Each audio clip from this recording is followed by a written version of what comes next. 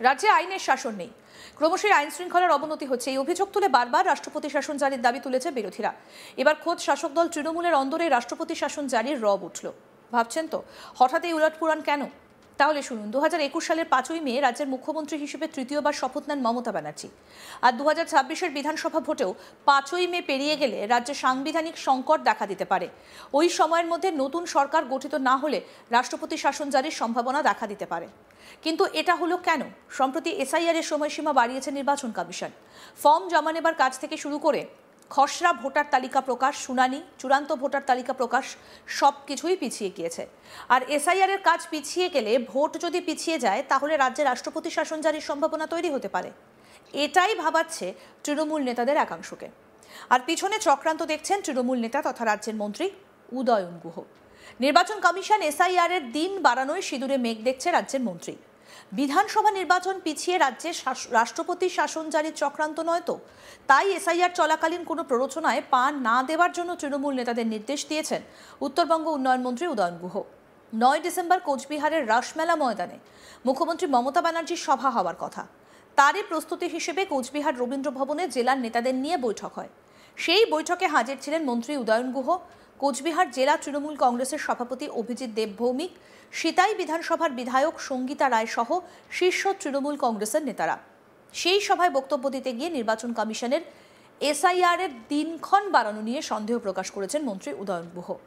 উদয়নের দাবি, 5ই মের আগে এই রাজ্যের নির্বাচন প্রক্রিয়া সম্পন্ন করতে হবে। 2021 সালে 5ই মে মমতা ব্যানার্জি মুখ্যমন্ত্রী পদে শপথ গ্রহণ করেন। মে মাসের মধ্যে নির্বাচন প্রক্রিয়া সম্পূর্ণ করতে গেলে এপ্রিল মাসে নির্বাচন শুরু করতে হবে।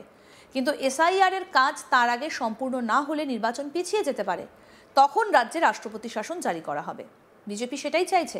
সেই কারণে কোনো প্ররোচনায় পা দেওয়া যাবে না বলে নেতাকর্মীদের নির্দেশ দিয়েছেন উদয়ন গুহ।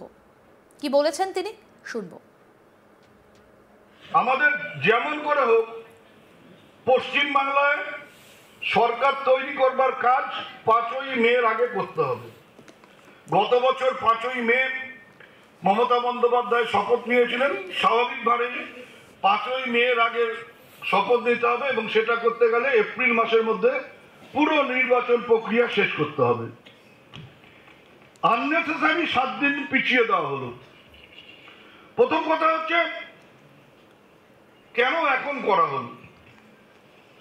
এসআইআর হবে, ভোটার তালিকা সংশোধন হবে, এটা কিন্তু একবারও বলছে না যে ভোটার তালিকা প্রত্যেক বছর সংশোধন হয়, বছরে 2বার করে। তাকে সামারি রিভিশন বলে। এটা হচ্ছে আমাদের যেটা হচ্ছে সেটা হচ্ছে ইন্টেনসিভ, অর্থাৎ একেবারে নিবিড়।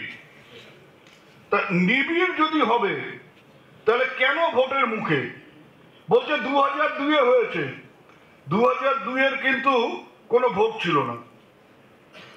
2001-এ ভোট হয়েছে, 3-এ তো পঞ্চায়েত নির্বাচন, তারপরে 4-এ লোকসভা হয়েছে। অর্থাৎ 1-এ বিধানসভা হয়েছে, কমিশনের ভোট 1-এ হয়েছে আর 4-এ হয়েছে, মাঝখানে 2-এ এই রিভিশনটা হয়েছিল।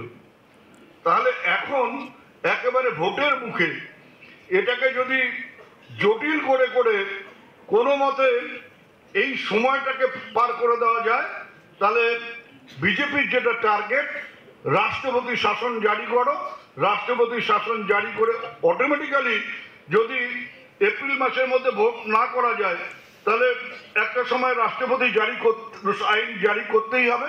6 মাস রাষ্ট্রপতি শাসনের মধ্যে দিয়ে পরবর্তীকালে নির্বাচন বিজেপি খুশি মতন করবে, যেটা অন্যান্য রাজ্যে করে নিয়েছে। উদয়ন গুহ জানিয়েছেন, চূড়ান্ত ভোটার তালিকা প্রকাশ না হওয়া পর্যন্ত কোনো কাজে ঢিলেমিঢিলে চলবে না। চূড়ান্ত ভোটার তালিকা প্রকাশ না হওয়া পর্যন্ত বিএলও 2 থেকে শুরু করে অন্য দলীয় কর্মীদের কোনো ছুটি মিলবে না বলেও জানিয়েছেন মন্ত্রী। কি বলেছেন এই বিষয়ে, শুনবো। কোনো অবস্থাতেই কোনো প্ররোচনার ফাঁদে আমরা পা দেব না। আর কোনো অবস্থাতেই আমাদের ওয়ার রুম, আমাদের বিএলএ 2, আমাদের বিআরএস, টিআরএস কারো ছুটি ওই 7ই ফেব্রুয়ারির আগে হবে না।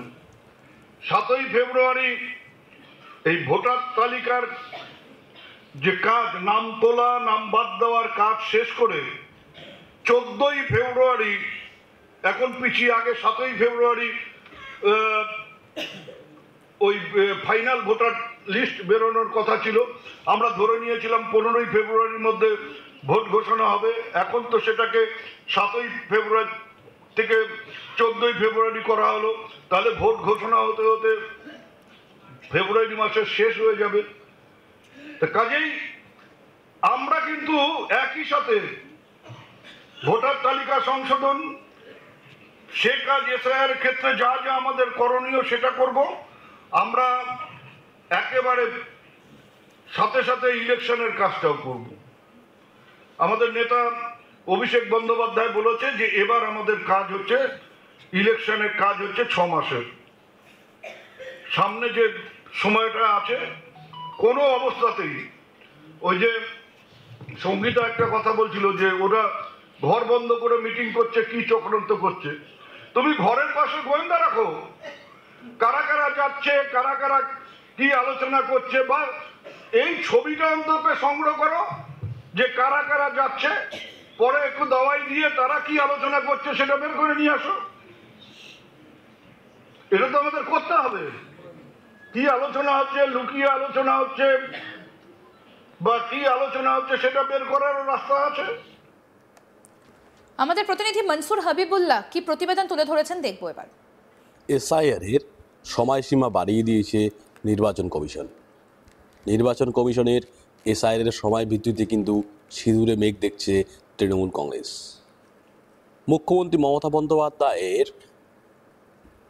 সহকর্মী তথা রাজ্যের উত্তরবঙ্গ উন্নয়ন মন্ত্রী উদয়ন ঘোষ আশঙ্কা প্রকাশ করেছেন, এইভাবে এসআইআর পিছিয়ে পিছিয়ে রাজ্যে রাষ্ট্রপতি নির্বাচনের একটা চক্রান্ত চলছে। ঠিক কেমন তার ব্যাখ্যাও দিয়েছেন তিনি। 2021 সালের 5ই মে মুখ্যমন্ত্রী পদে শপথ নেন মমতা বন্দ্যোপাধ্যায়।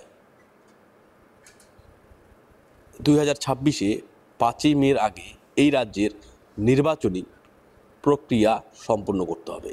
আর এই নির্বাচনী প্রক্রিয়া সম্পন্ন করতে গেলে এপ্রিল মাসে নির্বাচন প্রক্রিয়া শুরু করতেই হবে, নয়তো এই রাজ্যে নির্বাচন প্রক্রিয়া কিন্তু 5ই মের আগে সম্পন্ন হবে না। এসআইআর পিছিয়ে দেওয়া হয়েছে, সময়সীমা আরও বাড়িয়ে দেওয়া হয়েছে 7 দিনের জন্য। ড্রাফট তালিকা ঘোষণার ডেটও পিছিয়ে গেছে।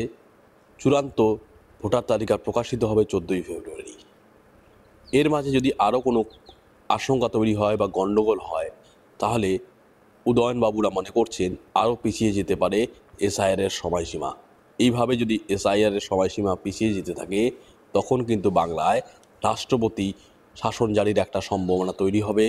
বিজেপি এটাই চাইছে।